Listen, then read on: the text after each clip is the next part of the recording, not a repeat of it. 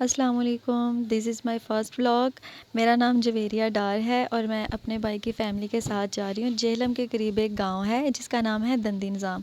और रास्ते में हमने कोल्ड ड्रिंक और कुछ स्नैक्स लिए और इज़ा से मेरे कपड़ों पे गिर गई कोल्ड ड्रिंक। मुझे इतनी ज़्यादा इरिटेशन होती है जब मेरे कपड़ों पे कुछ भी या हाथों पे कुछ भी माइनर सा भी मीठा लग जाए, मुझे बहुत इरिटेशन होती है।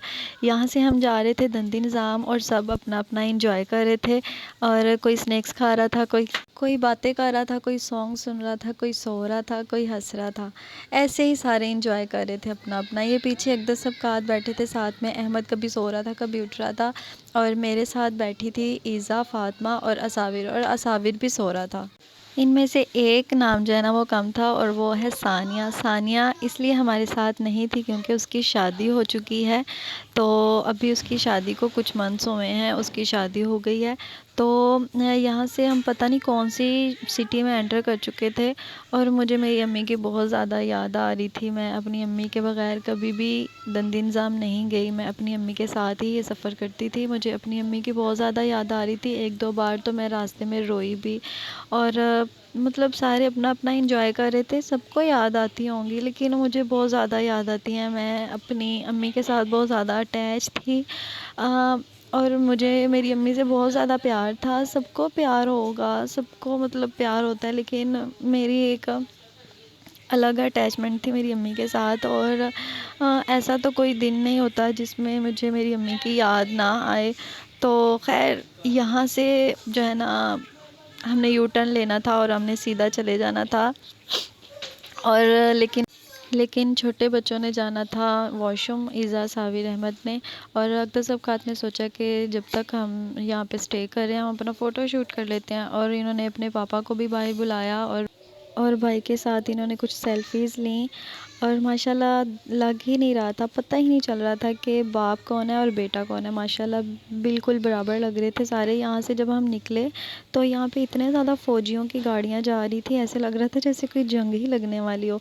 और यहाँ पे जो दरिया था तब से हमारे साथ चल रहा था। मुझे ऐसा लग रहा था ये तो हमें जो है ना दंदी निज़ाम छोड़ के ही आएगा। यहाँ पे मछलियों के लिए हम कुछ खाना लेके आए थे, आटे की गोलियाँ बना के लाए थे मछलियों को डालने के लिए। और अब कात उसको समझा रहा था ऐसे नहीं फेंकना था भाई, ऐसे फेंकना था। तो ना फिर उसके बाद ये जो है ना मुझे कह रहा था कि पप्पू आप चुप क्यों बैठी हैं, आप भी इंजॉय करें। तो मुझे वैसे तो बहुत ज़्यादा पसंद है लॉन्ग ड्राइव और लंबा सफ़र, मुझे बहुत ज़्यादा पसंद है। लेकिन मुझे मेरी अम्मी की बहुत ज़्यादा याद आ रही थी और मैं अपनी अम्मी को बहुत ज़्यादा मिस कर रही थी। ये व्यू बहुत अच्छा लग रहा था और ये यहाँ पे मुझे मुझे यहाँ से बहुत ज़्यादा डर लगता है। यहाँ पे ना इतना शोर होता है पानी का और बहुत ज़्यादा यहाँ पे ऐसा लगता है जैसे कि मैं पानी को देखूँगी और पानी में ही डूब जाऊँगी। मुझे बहुत ज़्यादा डर लगता है। यहाँ पे मुझे सूरज का व्यू बहुत ज़्यादा प्यारा लग रहा था, बहुत ज़्यादा। और यहाँ पे जंगल स्टार्ट हो गया तो मैं फ़ातिमा को कह रही थी, फ़ातिमा ये जंगल तो बिल्कुल ऐसे जैसे हॉरर मूवीज़ में जंगल दिखाते हैं ना, बिल्कुल ये वैसा था। और रात को गुजरते हुए तो बहुत ज़्यादा यहाँ से डर लगता है। और यहाँ से मुझे ना एक बाबा जी नज़र आए जो घोड़े की सवारी कर रहे थे। घोड़ा नहीं, ये गधा है, सॉरी।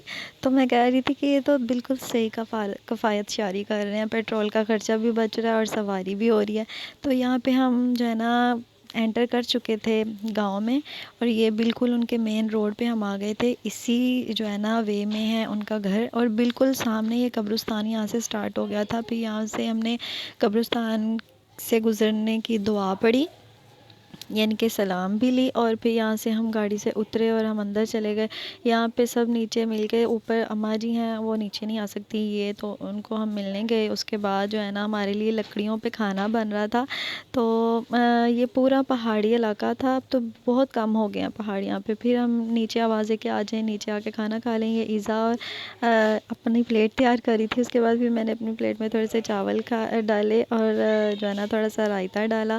फिर उसके बाद जो है ना मैंने फ्रूट चाट जो है ना अच्छी खासी खाई थी क्योंकि भाभी सुमेरा ने बहुत ज़्यादा डिलीशियस क्रीमी फ्रूट चाट हमारे लिए बनाई। खाने के बाद सब ने चाय पी और जैसे कि मैं चाय नहीं पीती तो फिर मैंने अपने लिए इंस्टेंट कॉफ़ी बनाई।